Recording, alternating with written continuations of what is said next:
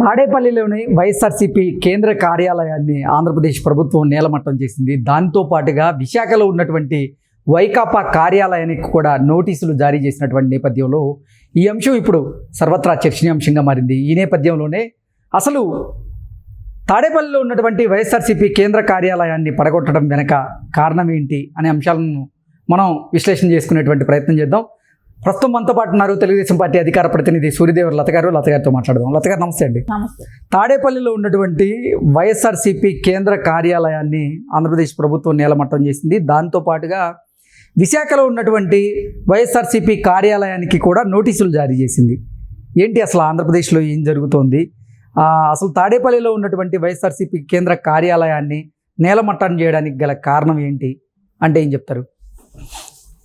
ఇక్కడ చూస్తే మనం ఎవ్వరు కక్షపూరిత రాజకీయాలని జగన్మోహన్ రెడ్డి అప్పుడే స్టార్ట్ చేశాడు, చెప్పటం స్టార్ట్ చేశాడు.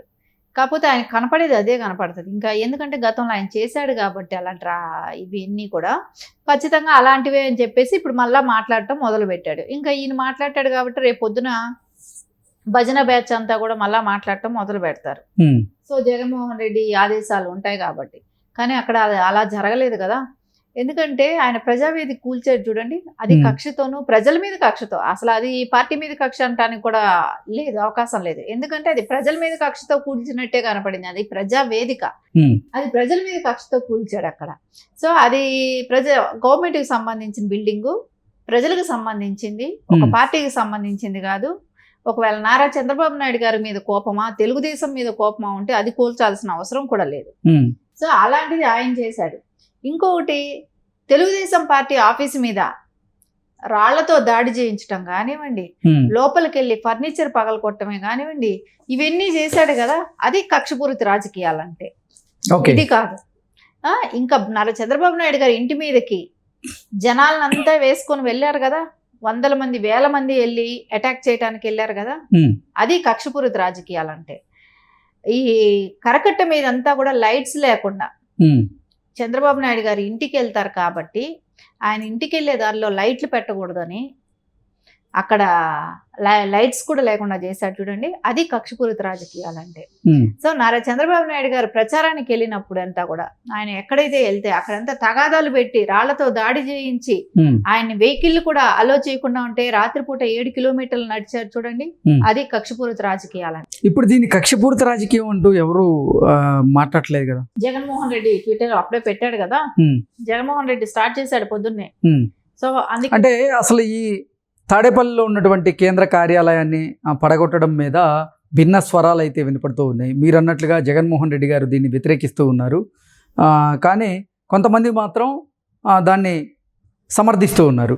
సమర్థించే వాళ్ళు ఏంటంటే, ఒక ఉదాహరణగా అక్కడ అసలు ప్రజావేదికని జగన్మోహన్ రెడ్డి అధికారంలోకి వచ్చిన వెంటనే కూల్చేశారు. ప్రజావేదిక అసలు సక్రమంగా నిర్మించిన ప్రజావేదికనే జగన్మోహన్ రెడ్డి కూల్చేశాడు.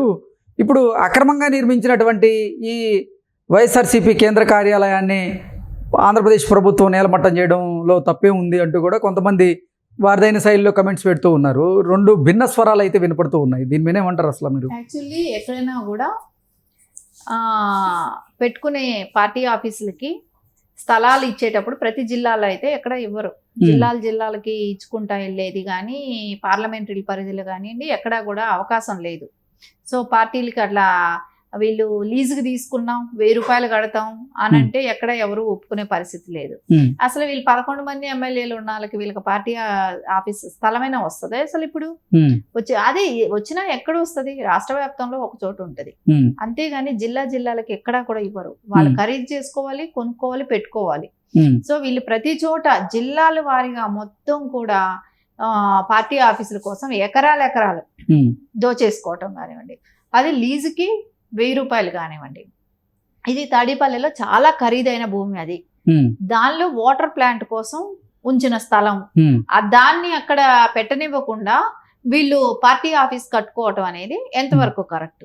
అది ప్రజల కోసం వాటర్ ప్లాంట్ పెట్టాల్సిన ప్లేస్ లో వీళ్ళు పార్టీ ఆఫీస్ కట్టుకోవటానికి ఎలా ఒప్పుకుంటారు?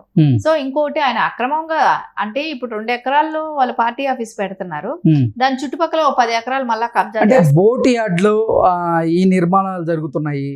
ఈ బోట్ యార్డ్ని అక్రమంగా 99 సంవత్సరాల పాటు వైఎస్ఆర్సీపీ లీజుకి తీసుకొని అక్కడ ఈ కేంద్ర కార్యాలయాన్ని నిర్మిస్తుంది.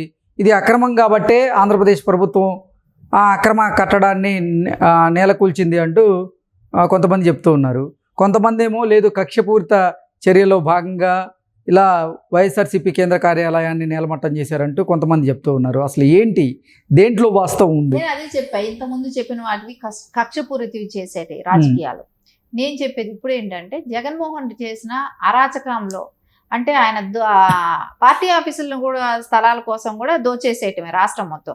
ఇప్పుడు వైజాగ్లో ఒకటి అది వచ్చి కాపు కమ్యూనిటీ కోసం ఆ స్థలం ల్యాండ్ వాళ్ళకి హాల్ కట్టుకోవటానికి ఇది ఇచ్చిన స్థలాన్ని 2 ఎకరాలు దానిలో పార్టీ ఆఫీస్ కట్టేయటం అంటే కంప్లీట్ కూడా అయిపోయింది. సో అది ఎట్లా ఉంటుంది? ఇప్పుడు ఆ కమ్యూనిటీ వాళ్ళకి కేటాయించిన స్థలంలో నువ్వు పార్టీ ఆఫీస్ కడితే ఎట్లా? సో నీకు సంబంధం ఉందా? నీకు పార్టీ ఆఫీస్ కావాలంటే కొనుక్కోవాలి, ఎక్కడో ఒక చోట వస్తుందేమో అని, మొత్తం రాదు కదా. నువ్వు అడిగిన చోటంతా స్థలం అంటే ఇప్పుడు 2 ఎకరాలకేమో అది పార్టీ ఆఫీస్ కట్టడం, దాని చుట్టుపక్కల ఇంకో 15 ఎకరాలు ఆక్యుపైలు చేయటం చేస్తున్నారు. సో ఇది ఎంతవరకు దారి చేస్తుంది రేపు పొద్దున? సో ఎక్కడైనా ఆఫీస్ అనేది అంటే జిల్లా స్థాయిలో ఆఫీసులు కూడా ఉంటాయి, కానీ చిన్నవి ఉంటాయి. ఏ పార్టీకైనా అంతే ఉంటుంది. సో అది ఎకరాలు వచ్చి జిల్లా ఆఫీసుల్లో ఎక్కడ ఉండవు.